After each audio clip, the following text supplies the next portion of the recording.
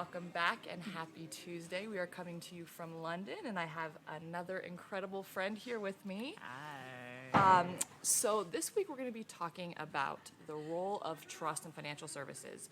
And Ghela Boskovich, who is the founder of FemTechGlobal, is an expert in this. Ghela, you've spent a lot of time thinking about trust. You talk to people all over the world, especially in Europe and Asia. So let's explore this a little bit further. What does trust look like in financial services? And it's funny because when you think about what banks say that they have that relationship with their customer, it's all about trust. So let's talk about that. And so, I'm not an expert, but I get to hear a lot of conversation. I get to think a lot about it. So maybe I just spend more time with it than most people.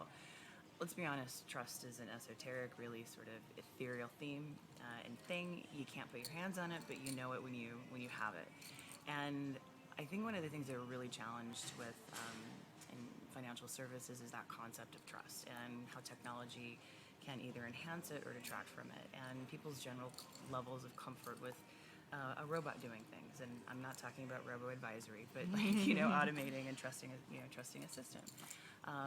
There are challenges that we've been talking about all week, especially at Intertribe because we're here at Cybos. And the theme has been trust in a hyper-connected world. And what does that look like when you're talking about identity of an individual? And what does that talk about when you're doing security and privacy? What does that look like when we're talking about the future of money? And it's no longer cash, and we're moving away from this thing that we can touch, taste, and smell. Don't taste it, it's dirty. But that you see it, you feel it, and you can hand it over, and it's instant, and you know that you have some sort of value in exchange for whatever's being done. And yet we're moving very much away from that. Yeah. So what does it look like in a digital space? I know these are not new concepts to our industry. We've been talking about it for a long time. But what's really struck me is we use tautology. We use these firm, fast, fixed tweets, sort of statements that really are much more nuanced when we unpick it. Spent a lot of time yesterday actually talking about payments as a killer app for identity. And that in itself is, to throw that assertion out there as a tautology. And our challenge is it's so much more nuanced than that. And here are the things that we're discussing on stage and in our blog posts and articles, and we're not actually taking the time to look at how nuanced and frustrating they can be, right? And there are counter arguments for every single point that you would make.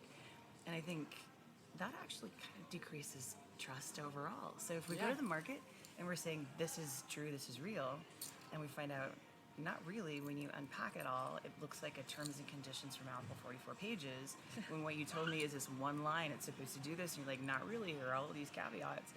I think that really does sort of break down trust, right? And I think maybe just the way we talk about financial services and what we're doing in transformation and all of these things, we're asserting a lot, and it's really it's picking away at this notion of what I tell you I'm going to do with you without any hidden fees or hidden challenges, and I'm going to make you whole no matter what. And we all know that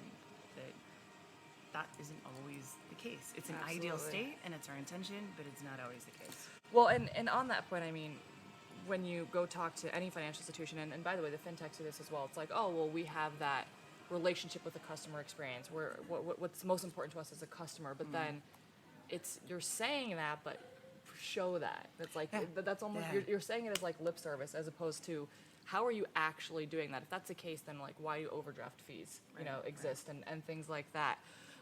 So what do you think is maybe one or two things that like immediate things we can do to start changing that, where there really is building that trust back up? Actually saying we don't know it all and we're not sure. And there's the other thing with like when we're talking about new technology, anybody in the industry also speaks about things that they're doing that they can't yet deliver. So part of it's like, my pops always said, never talk about what you're gonna do, only talk about what you did.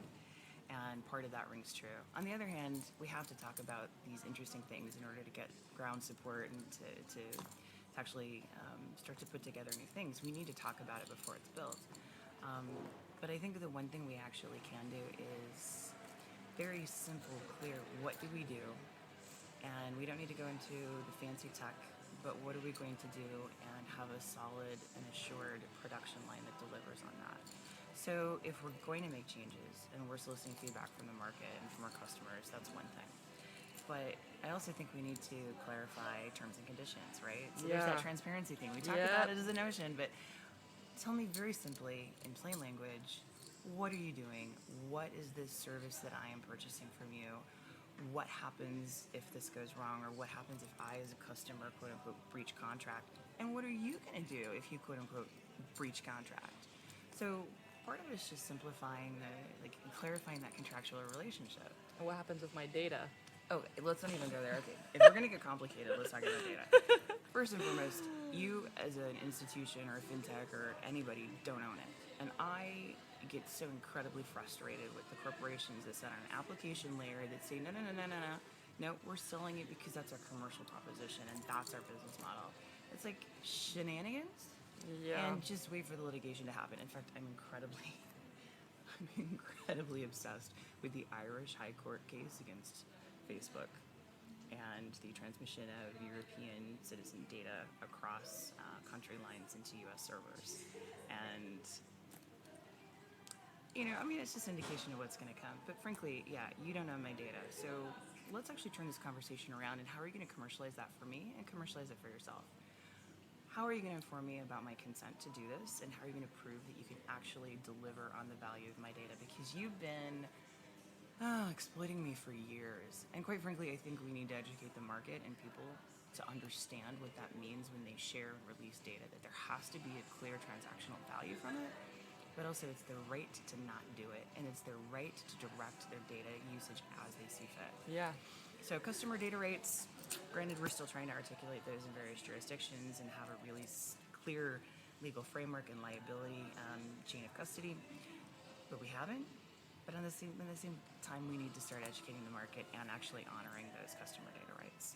It's education, transparency, and actually doing what you're saying you're going to do. Oh, amazing. They're like principles for life, right? Imagine that. They're applicable to business and banking. Absolutely. Well, thank you so much. Always a pleasure having these conversations. Glad you're here. Thank you. Thank you all. As always, please click on the link below to read the full interview with Ghela. Her background is one for the books, I will say that. You get to write a book. Yeah. Under a pseudonym, and all names and character names will be changed to protect their. Until next week. Bye.